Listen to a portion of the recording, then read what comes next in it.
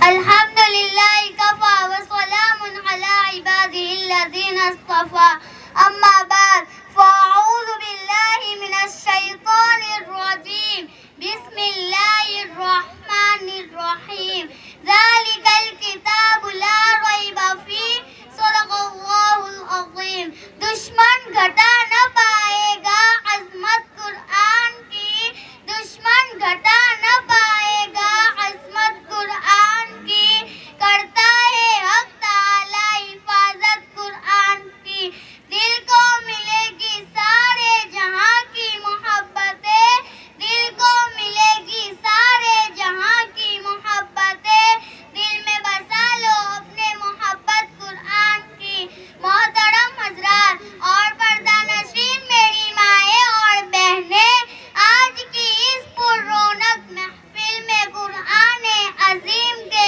متعلق کچھ باتیں عرض کرنے کی کوشش کر رہی ہوں اللہ سے دعا ہے کہ اللہ میرا بولنا اور آپ کا سننا قبول فرماوے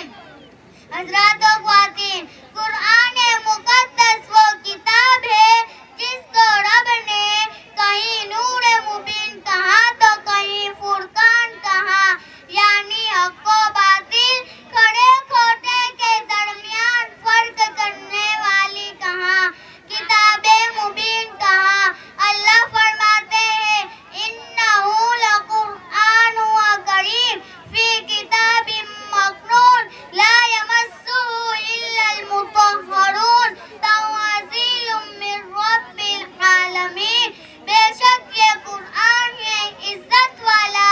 لکھا ہوا ہے ایک پوشیدہ کتاب میں اس کو وہی چھتے ہیں جو پاک بنائے گئے ہیں اتارا ہوا ہے پروردگار عالم کی طرف سے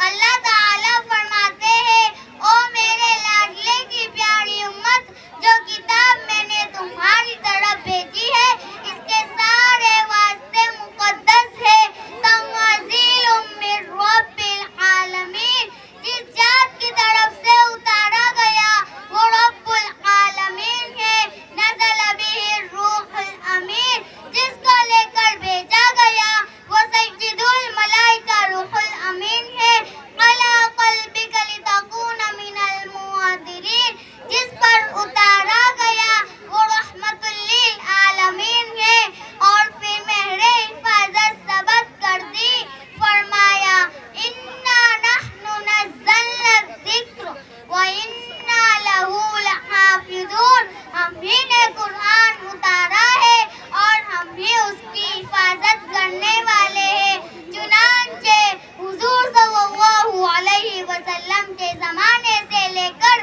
آج تک کتنے لوگ قرآن کے مقابلے میں میدان میں آئے لیکن قرآن کو بدلنے والے بدل گئے مٹانے والے مٹ گئے جلانے والے جل کر راکھ ہو گئے آخر قرآن غالب آیا حضرات جی ہاں یہ وہ قرآن ہے جس کی عظمت شان کو ظاہر کرنے کے لیے اللہ تعالیٰ نے قسمیں اٹھائی ہے اس قرآن کو ایسا رفیع بنایا ہے کہ اس کا چھونا عبادت اس کا پڑھنا عبادت اس کا سننا عبادت اس کو محبت کی نگاہ سے دیکھنا بھی عبادت یہ ایسی کتاب جس کے متعلق پیارے آقا صلی اللہ علیہ وسلم نے فرمایا ان اللہ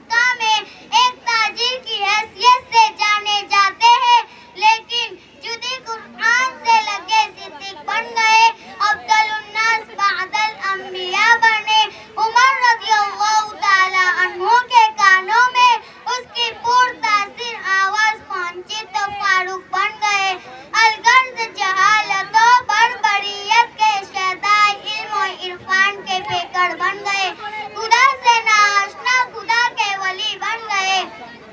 دوسری طرف وہ لعنت زدہ جماعت ہے جس نے قرآن سے انحراف کر کے گھاٹے کا سودا کیا، آیات بینات کا انکار کر کے مجیب لعنت و ملامت بنے۔ دیکھیے ابو لہب رشتے میں نبی کا حقیقی چچا تھا، لیکن قرآن کی آیات کا انکار کیا۔ رب نے اس کی ناکامی کے فیصلے آسمانوں پر کر دیے، فرمایا سیصلی نارا ذات لہب۔